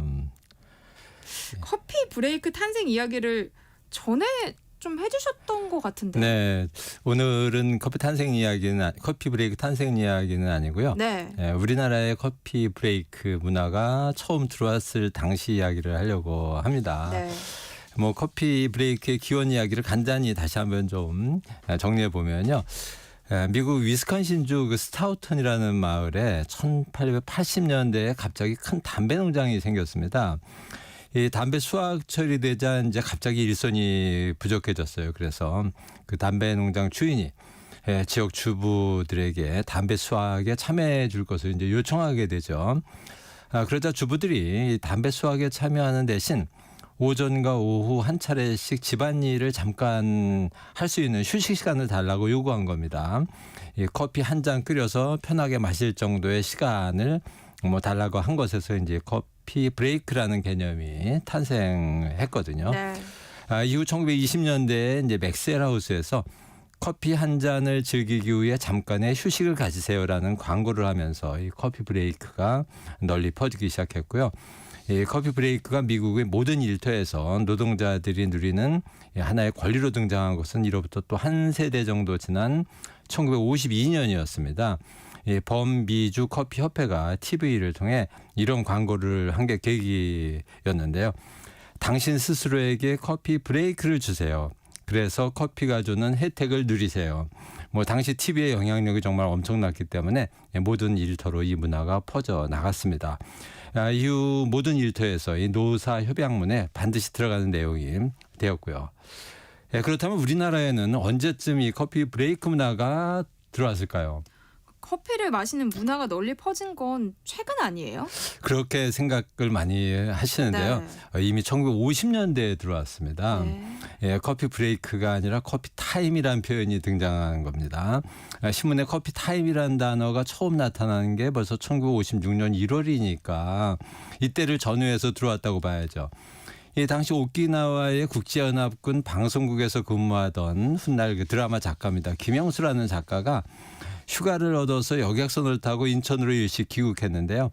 귀국하자마자 경향신문에 본대로 들은 대로라는 연재 기사를 썼습니다. 이 기사에서 귀국할 때 이용했던 여객선 생활을 묘사했는데 여객선의 하루 일과표에 커피 타임이 적혀 있었다는 얘기를 재미있게 한 겁니다. 네. 물론 이분이 목격한 커피 타임은 뭐 우리나라가 아니라 외국 여객선이었습니다. 그런데 우리나라의 일반 직장에서 근무 시간 중간에 잠시 커피를 마시는 문화, 즉 커피 브레이크 문화가 일찍 들어왔었다는 것을 보여주는 흥미로운 실화가 하나 있습니다. 실화라고 하시는 걸 보니까 실제로 뭐 어떤 사건이 있었던 거네요? 네, 사건이었습니다. 1960년 9월 12일 아침이었습니다. 그러니까 4.19 학생혁명이 일어난 지 5개월쯤 지났고 제2대 윤보선 대통령이 당선된 지 정확히 1개월 되는 날이었습니다. 뭐 대단히 시끄러운 시절이었죠. 네. 이날 오전 9시 45분경에 승객을 100명 이상 태운 시내버스, 만원버스죠. 서울의 금호동 고개를 넘다가 이 버스가 브레이크 고장을 일으키면서 미끄러졌습니다. 그래서 마주오던 그 시발 택시 두 대를 정면으로 충돌한 후에 언덕 아래 판잣집을 덮친 사고였습니다. 이 시발택시는 1955년에 생산을 시작한 우리나라 최초의 그 자동차 회사에서 만든 택시인데요. 지프형 택시입니다. 1960년대 초반까지 택시는 모두 시발택시였습니다.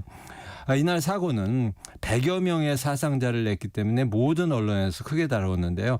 이 사고를 다룬 신문 기사를 읽다 보면 어처구니 없는 게 영어 표현이 너무 많습니다. 그러니까 큰 사건이었던 것 같은데 네. 당시에도 영어를 많이 썼나 봐요. 네네. 어떤 단어들이 등장해요? 네, 신문에 나온 단어를 보면 버스, 브레이키, 사이드 브레이키, 스톱, 뭐 커브, 레카차, 게다가 지구, 자구, 이게 지그재그입니다. 뭐 이런 영어 단어가 마구잡이로 쓰였습니다. 뭐 해방 이후 들어온 그 서구 문화의 영향을 뭐 느끼게 해주는 장면이죠.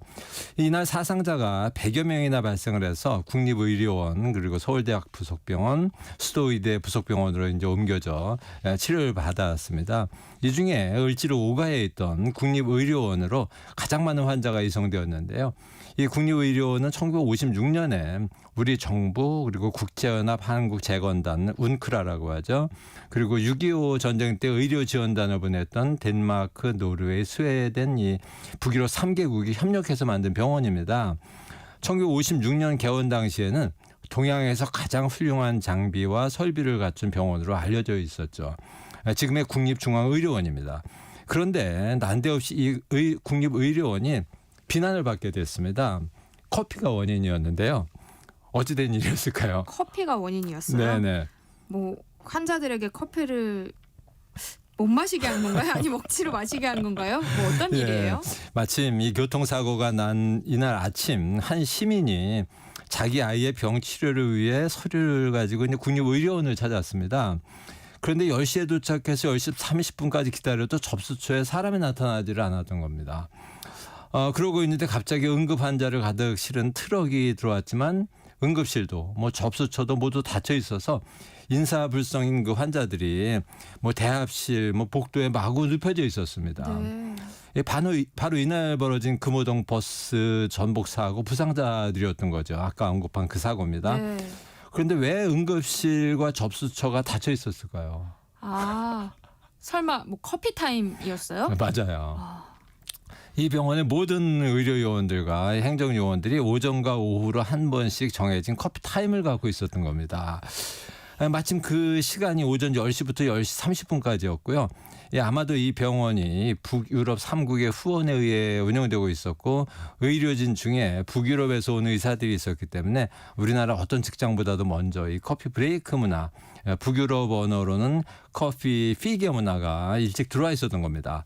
이 접수처 직원은 물론 의사와 간호사까지도 커피를 마시러 간 거죠. 아이 치료를 위해 병원을 방문했다가 이 광경을 목격한 시민이 화가 나서 동아일보 독자 투고란에 크게 투고를 했던 겁니다. 투고 제목은 커피보다 인명치료를 부탁한다 였습니다. 이 시민이 주장하기를 외국의 원조를 받아서 극빈 환자의 치료를 사명으로 세워진 이 병원의 직원들이 오전 오후로 커피 시간을 정하여서 커피를 마시고 그로 인하여 환자에게 커다란 불편과 고통을 준다는 것은 언어 도단이다라고 한 겁니다. 뭐 이 시민은 이 분노로 가득 찬 글을 마치며 이런 제안을 했습니다. 커피 타임을 갖고 싶거든 일에 지장이 없도록 윤번제라도 마련하였으면 좋겠다. 이 시민은 실명이 아니라 가명으로 투고를 했는데요. 가명이 애타는 생이었습니다. 1960년에 벌어진 정말 애가 타는 그런 이야기였습니다. 생각보다 우리나라에 커피 타임이 일찍 들어왔네요. 네, 그렇습니다. 이 사건을 통해 이제 몇 가지 생각해 보게 되는데요. 뭐 첫 번째는 역시 이제 커피 타임이라는 서구 문화가 생각보다 일찍 들어왔다는 점이죠. 이 병원이 설립된 게 1956년이었었고 버스 사고가 60년에 났습니다. 이때 이미 커피 타임이 생겼다는 거죠. 우리나라 1인당 국민소득이 $100도 안 되던 시절이었습니다. 당시 조선일보는 아주 흥미로운 기사를 하나 실었는데요. 커피 1파운드 가격에 해당하는 돈을 버는데 소요되는 나라별 노동시간을 소개한 겁니다. 미국은 16분 일을 하면 커피 1파운드를 구입할 수 있었습니다. 16분 일을 하면 커피 원두 453g, 약 40잔 정도의 커피를 만들 수 있는 원두를 구입할 수 있었으니까 일자리가 있는 미국 시민은 뭐 누구나 커피를 마실 수 있었다는 얘기죠. 캐나다는 그거의 2배 된 34분, 스웨덴 60분, 뭐 노르웨이 71분 등등, 프랑스는 110분, 그리고 이탈리아가 216분 등이 소개가 되고 있는데요. 당시 미국의 1인당 국민소득은 9천여 달러였고요. 이탈리아는 4천여 달러였고 우리나라는 90달러 수준이었습니다. 뭐 이것을 환산해 보면 우리나라 사람들은 커피 원두 1파운드를 구입하기 위해서는 1만 분 정도, 그러니까 거의 160시간, 하루에 8시간씩 20일을 일해야 하던 시절이었습니다. 네. 이런 소득 수준인데도 커피 타임이 생겼다는 것이 정말 신기한 일이기는 하죠. 이 사건을 통해 알 수 있는 또 하나의 역사적 사실은요. 당시 병원의 의료진, 그러니까 의사나 간호사뿐 아니라 행정 직원 등에 이르기까지 모든 노동자들에게 커피 타임이 동등하게 주어져 있었다는 사실입니다. 그러니까 복지를 제공하는 데 있어서 이 노동의 위계는 고려 대상이 아니라는 것을 잘 보여주는 사례였던 겁니다. 네. 재미있는 것은 커피 타임이라는 용어입니다. 커피 타임은 요즘도 쓰는 용어잖아요. 근데 올바른 표현은 아닌가 봐요. 예, 아닙니다. 정식 표현으로 영어권에서 가장 많이 사용하는 것은 역시 커피 브레이크죠. 예, 커피 브레이크 이외에도 커피 포즈, 즉 커피를 마시기 위해 잠시 일을 멈춘다는 뜻을 지닌 단어를 사용하는 나라가 굉장히 많습니다. 그런데 미국인들에 의해 우리나라에 이제 커피 브레이크가 처음 소개되었을 때 브레이크는 자동차 브레이크로 이미 굳어져 있었던 거예요. 그래서 좀 쉬운 표현으로 커피 타임이라고 부르게 된 건데, 물론 커피 브레이크라는 단어가 좀 발음이 어렵기도 했고요. 그러니까 커피 타임은 우리나라식 표현입니다. 우리나라 사람들이 당시나 지금이나 타임이라는 표현을 좋아하거든요. 그냥 타임이라고 외치면 잠시 쉬자는 얘기죠. 뭐 야자 타임, 뭐 브루스 타임 등에 이어서 요즘은 뭐 현실 자각 타임도 등장했고요. 이 가까운 일본에서는 커피 타임이 아니라 커피 브레이크라는 원래의 용어를 그대로 쓰고 있습니다. 물론 커피나 이 브레이크는 발음이 어려워서 고히 브레꾸라고 발음하는 건 좀 문제죠. 중국은 우리와 비슷합니다. 커피 브레이크 문화가 아직 뭐 널리 퍼져 있지는 않지만 젊은 층 사이에서는 커피 시즌, 즉 커피 시간이라는 표현이 많이 사용되고 있습니다. 우리와 의미는 거의 비슷하죠. 그런데 말씀하신 대로 1950년대 말, 뭐 60년대 초면 네. 국민 소득도 매우 낮고 또 어려운 네. 시절이었잖아요. 그런데 커피 타임이 있을 정도로 커피를 많이 마실 수가 있었어요? 예, 생각보다는요. 예, 당시 신문 기사 하나를 읽어드릴게요. 커피는 이제 우리들 생활의 일부분이 될 정도로 많은 애호가들이 늘어가고 있습니다. 이 신문이 언제 신문이냐면요. 네. 50년대, 네, 60년대 초예요? 60년대 초입니다. 네. 예, 4.19 학생혁명이 발생한 지 한 달쯤 후인 정말 혼란한 시절이죠. 1960년 5월 24일자 동아일보 기사입니다. 예, 커피의 공과라는 제목의 기사 첫 문장인데요. 이 기사는 이어서 언제부터 배운 커피이기에 이를 수입하여 1년에 10억 잔, 2천만 부를 소비하는 쓰라림을 방치하느냐고 이 기사는 묻고 있습니다. 그리고 조선일보 1960년 10월 23일 기사를 보면 다방 많기로는 한국의 서울이 첫째 갈지 모르지만은 오스트리아의 빈 역시 둘째 가기를 서러워할 정도라는 문장이 나옵니다. 이 기사는 1960년 그 대통령 후보, 미국의 대통령 후보 케네디의 측근이었던 맨스필드 상원의원이 우리나라의 통일 방안으로 오스트리아식 통일론을 주장하는 것에 대한 분석 기사였는데요. 네. 오스트리아처럼 남북이 영세 중립국을 선언하는 방안이었습니다. 이 두 나라의 공통점과 차이점을 논하면서 이 공통점으로 이 신문은 커피 많이 마시고 다방 많은 것을 든 겁니다.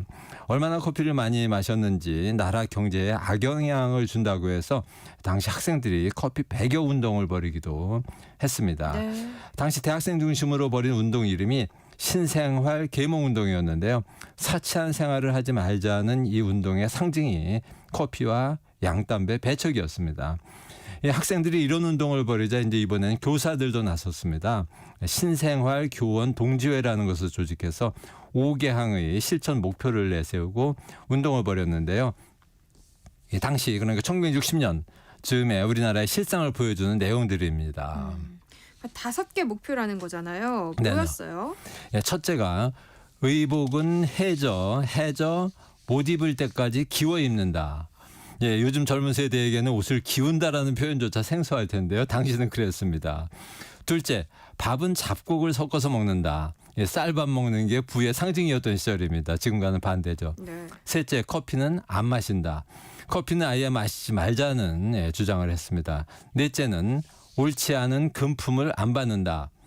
당시에 유행하던 촌지 문화를 버리자는 주장이었습니다. 마지막으로 부형에 따라, 즉 학부형에 따라 학생을 차별하지 않는다. 즉 학부형의 사회적 지위 등에 따라서 학생을 차별하지 말자는 운동이었습니다. 이 5가지 중에 당시 지켜진 것이 하나라도 있을까요? 아니요, 하나도 못 지켰을 것 같아요. 네, 하나도 지켜진 게 없습니다. 커피는 수입이 금지되어 있었지만 어디에서나 마실 수 있었습니다. 매일 신문에 나는 뉴스가 7인조, 커피 절도단, 커피 가격 인상 등등의 소식이었습니다. 이런 신문 기사도 있었습니다. 조선일보 61년 4월 23일자인데요. 제목이 한국 관광은 다방 구경이었습니다. 내용을 보면 외국 원조로 세워진 상공회의소 건물 아래층의 다방 옆에 또 하나의 다방이 들어선 것을 풍자하는 기사였습니다. 한 건물 같은 층에 다방이 2개가 생길 정도로 다방과 커피가 유행했다는 거죠. 지금도 그렇게 흔하지 않은 모습이었습니다. 당연히 서울을 비롯한 대도시 얘기였겠죠? 그렇지는 않아요. 1960년 당시 서울에 다방이 1200개 정도였고 부산에는 500개 정도 있었는데요. 당시 서울 인구가 지금의 한 5분의 1 수준이었고 면적도 2분의 1 이하였으니까 굉장히 많았던 겁니다.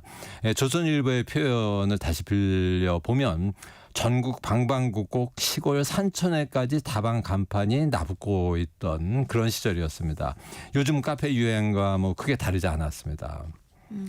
커피의 유행이 진짜 어제 오늘 일은 아니었네요. 근데 그렇다고 커피 마시는 걸 법으로 막을 수는 없잖아요. 실제로 법으로 커피를 못 마시게 했던 적도 있습니다. 네. 그것도 민주주의를 내세우고 등장한 그 민주당 정부에서 1961년 4월에 특정 외래품 판매 금지법이라는 것을 제정했거든요. 61년 5월 10일 실제로 발효가 된 법인데요. 커피 등 그 외래 음료의 수입이나 판매를 전면 금지한 겁니다. 국내 산업 보호와 건전한 국민 경제의 발전을 위해서 제정한 법률이죠. 그 정도로 이제 커피의 소비로 인한 경제의 어려움이 컸다는 것을 보여줍니다. 금지된 외래품인 커피를 팔다가 잡힌 사람이 커피 원료를 취득한 경로를 자백하면 그 형을 감면해주는 조항이 들어있는 매우 좀 희한한 법률이었습니다. 그 법이 실제로 시행이 됐어요? 네, 그렇습니다. 그런데 이 법을 만든 것은 4.19로 탄생한 민주당 정부였는데요.